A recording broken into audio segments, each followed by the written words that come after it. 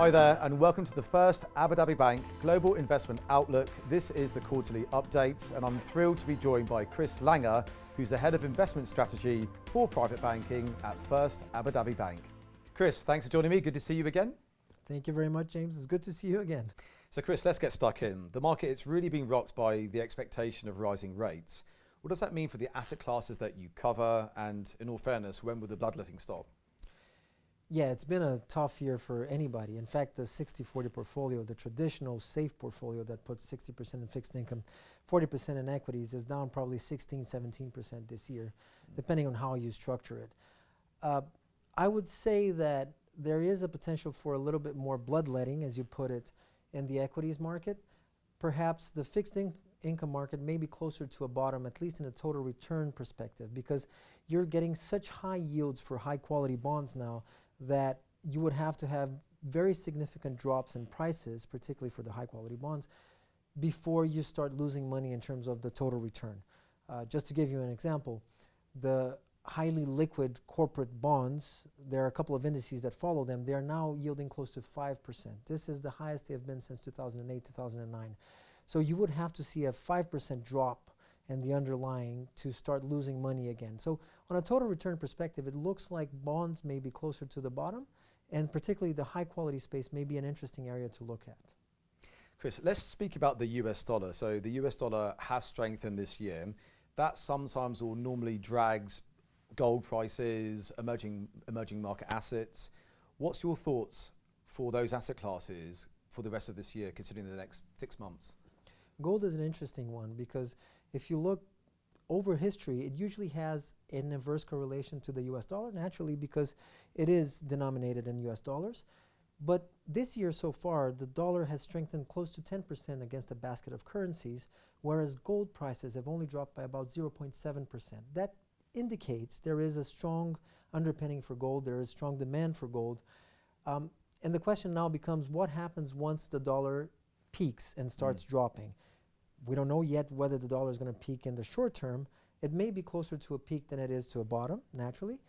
And that suggests that perhaps gold could see a leg up down the road. It's not going to be in the next month or so, but again, there is strong demand there. For emerging markets, it's a similar story, but there's a little bit of a division within emerging markets. Some emerging markets are already benefiting from high commodity prices, the likes of Brazil, Indonesia, South Africa, but because they're facing very high inflation, their central banks are increasing interest rates. So some of the asset classes within those emerging markets are suffering, like equities, because when rates rise, it's not good for equities in emerging markets. And when the dollar rises, a lot of the companies in emerging markets that borrow externally have to pay more in their local currency to pay back the debt. So that also undermines a little bit the bond story for emerging markets. But generally speaking, once there is a change in expectations for rates and the dollar starts to peak, and again, we may be closer to that, emerging markets could do very well because, again, commodity prices are high. They are going to remain high for the foreseeable future. That's good for emerging markets in general. There are some exceptions. If the dollar peaks, that's also good. A lot of the emerging markets have already increased rates very significantly. So some local currency markets are looking very attractive now, the likes of Brazil. Again. So it may not be the time right now, but investors should start getting ready to jump into this space. Okay, interesting. At the last Global Investment Outlook for Q1, we were in the Museum of the Future, and we touched base on China. We spoke about China prosperity, but not prosperity for this reason. It's more about China as a whole, the growth, the story so far. What's your thoughts? So this is another reason why people should start looking at emerging markets, because a lot of the emerging markets now are more driven by China than they are by the United States, for instance. So even if the US is potentially going into a recession within the next year or so, China is coming out of one. So the US is pulling back fiscal stimulus, they're pulling back monetary stimulus, and on the other side of the equation, you have China, which is adding fiscal stimulus and adding monetary stimulus.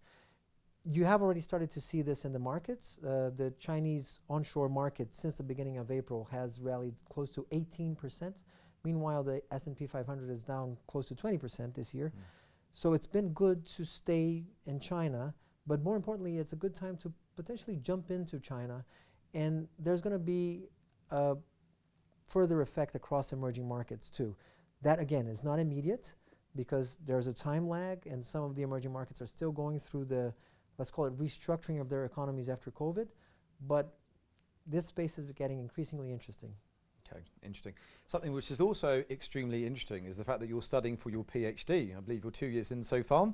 But more importantly, you're studying for ESG, green bonds, which is a very hot topic globally, but especially in this region.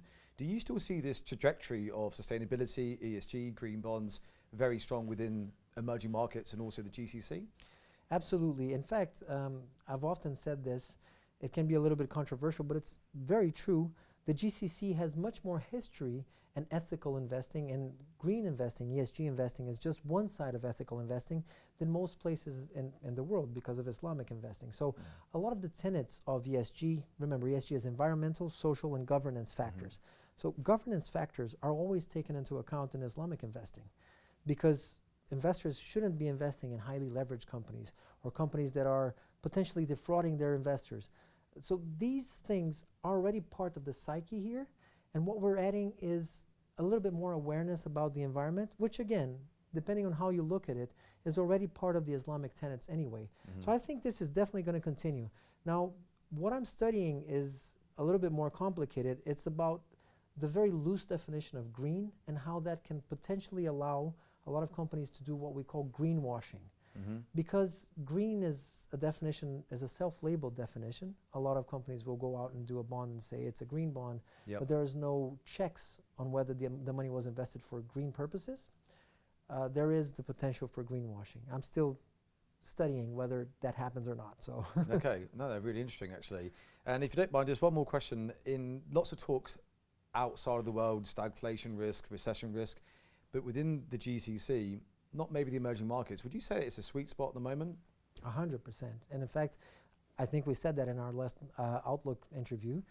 The GCC couldn't be better. First of all, they've done a lot of fiscal restructuring over the past 6-7 years because of low oil prices. And now that they have put the fiscal house in order, they're getting high oil prices. So it's beautiful because they've invested in non-oil production. A lot of the non-oil GDP has grown a lot recently. They have a better tax system, so there's VAT in Saudi, VAT here. There are other sources of revenue, and at the same time, now you have high oil prices. So they have the ability to invest, to add fiscal stimulus when the world is pulling fiscal stimulus out, but without putting the house out of order. Yeah. Chris, always super insightful, always super informative. Appreciate your time and look forward to seeing you on the next Global Investment Outlook. Thank you. Thank you.